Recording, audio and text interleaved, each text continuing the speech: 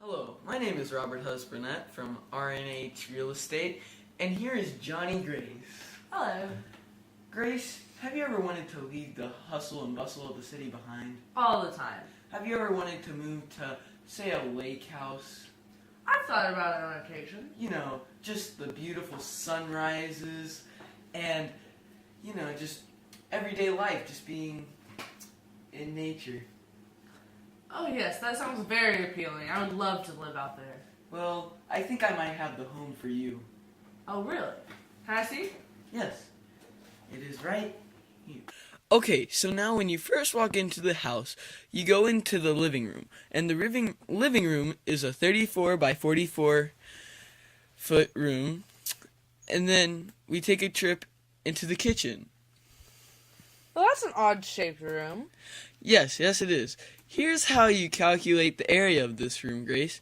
You do the area of this rectangle right here. You do base times height, and then you do the trapezoid that's up here. You do the base times the base, and then you divide that by 2, and then you multiply that by the height. Oh, how interesting. That will be very helpful when shopping for appliances. Yes, it will. And then we can continue down into the second part of the living room, which is a 38 by 22 foot room. Well, spot.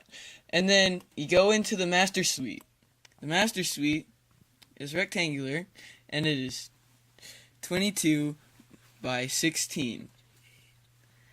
And so, as you can tell, this bedroom is oddly shaped by being a triangle. Oh yes. So you can find the area of this by doing the base times the height, and then dividing it by 2. Oh, good.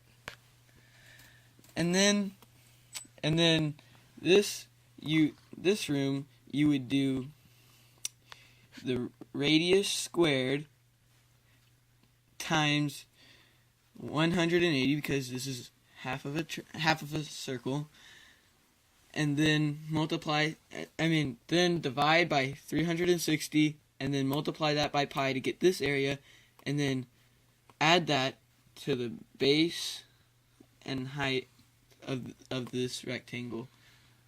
And now here would be your backyard, and you can walk out, and here you have an assortment of bushes, and each bush is round, and then you to the gazebo, and the gazebo, it's a bunch of different triangles, so you find the area of the triangle by doing the height times base divided by 2, and then you would multiply that by however many sides it has. So this has 6, so it would be the area of that one triangle times 6. And then we have our pool over here, and our pool is very oddly shaped. It's a rectangle cut into by a... It reminds me of one of those little block toys at the museum. Yes, it does. And as you see, this 180-degree angle is just taking out of the pool.